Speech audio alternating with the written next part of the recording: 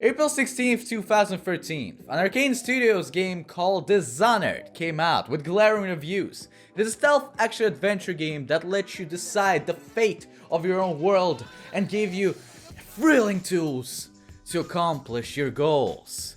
With its ups and downs, it was still known to be a great game. But the time has passed, and during E3 2015's Bethesda's press conference, Dishonored 2 was announced with a great CGI trailer that made everybody ask a ton of questions about the game that nobody could answer at that time. But now that we're past this point and we have tons of trailers that came out, tons of gameplay that came out of this game, I am really hyped up. So here are my 5 reasons why Dishonored 2 is gonna be a game to remember. Number 5.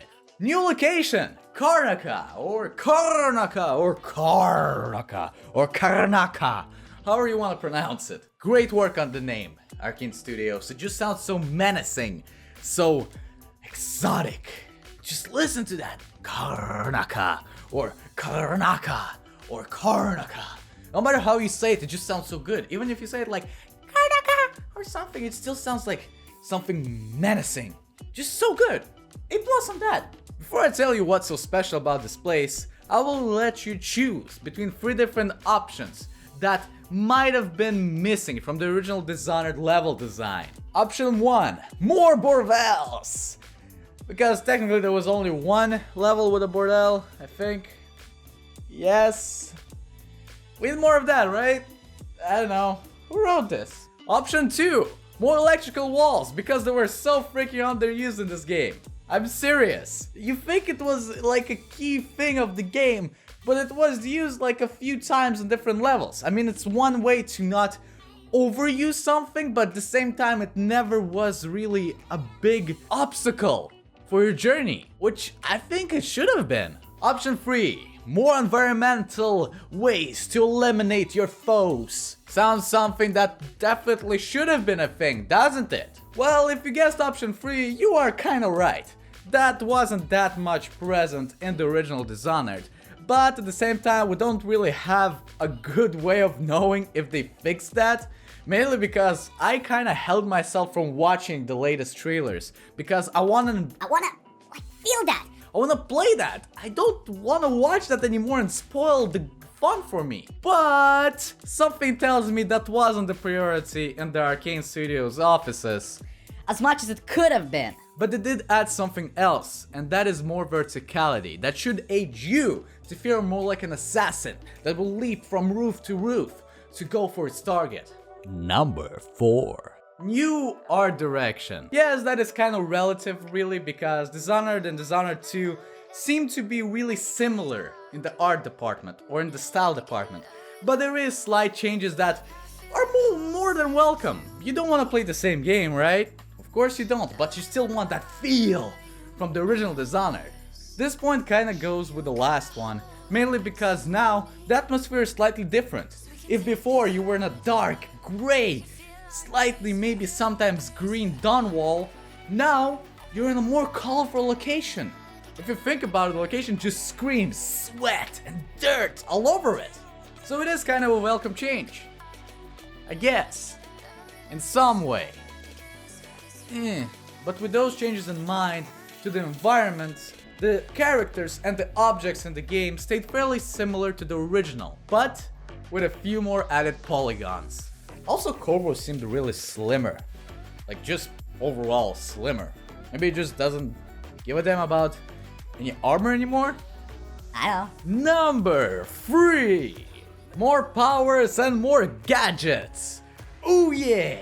Coming from the perfect amount of magical powers and different gadgets featured in Dishonored 1 that were really well balanced and not overwhelming at all, it'll be interesting to see how Arkane Studios will handle both another character and modify and add or remove different powers to Corvo's abilities. It'll just be overall really, really good. At least I hope it will, because I don't know man. I like the double jump. Don't you remove my double jump. I know Corvo's old, but I need my double jump. But overall, I just can't wait to use those powers again, Because if we learned something from the trailers and the original game, Arkane Studios knows how to make us feel great when using those powers. When you blink around, or when you just do a double jump to make a perfect assassination over a wall, or when you do a wind blast, or whatever it was called, or when you raise a horde of those rats to destroy your enemies. That was just so fun and so satisfying. And the gadgets, I think the only one that I actually saw was the new one that will let you traverse different, I don't know, like universes or something like that, different dimensions. That looks awesome. How cool is that? Just wow. Am I too excited for this? Yes! Number 2. More enemies will be featured in Dishonored 2. Yes, I know, it is definitely not a thing that people are normally excited about, but the Dishonored 2 enemies are truly interesting. From sick kind of zombies around Dawnwall to just rats.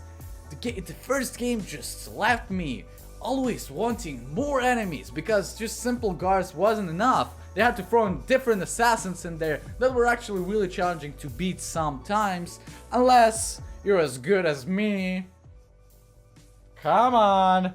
Come on! Yeah, this is what I saw from the trailers, okay? I don't know much, but I know enough to make me excited about this game. First of all, we have our main guards, with simple swords, some money pouches on their belt, and really low survival rates. Rats from Dawnwall that will make a return in this game, but as our aid, will be back in Dishonored 2, but mostly got replaced by blood flies, which were so warmly presented to us through the CGI trailer and some dude's intestines.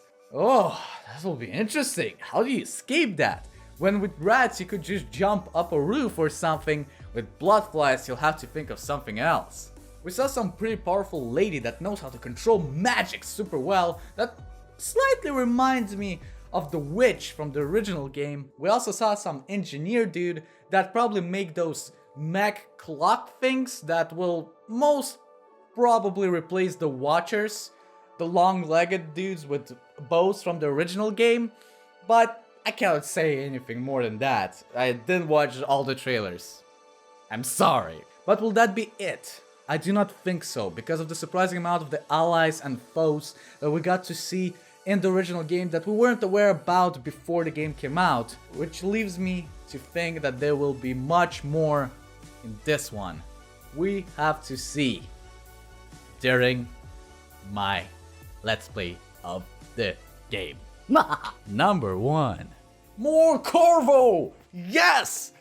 Yes! Our old protagonist is back to be Dishonored again! Or is he? We don't know! So far, all we know that he will be a playable character with his daughter Emily. Spoiler, I guess. But I mean, just look at this Empress. Who wouldn't want to go down on this low pelagonal and just fish-looking woman? I know, right? But returning to the question, is he actually Dishonored this time, or is he simply aiding his daughter on her quest to redeem herself? Well, it might be the case in some way, simply because one of the devs on some interview that I read somewhere stated that you'll need to play both characters to get the whole story of Dishonored 2. That is as good as you can get with a sequel, ladies and gents. More of the old that worked so well, and more of the new that will just give you something new, but also with something old. It's like if you were eating some new dish, but you also added some ketchup just to make sure that it's tasty, because you like and love ketchup forever for some reason, I don't know. I can't say anything else, ladies and gents. This game is gonna be a game to remember.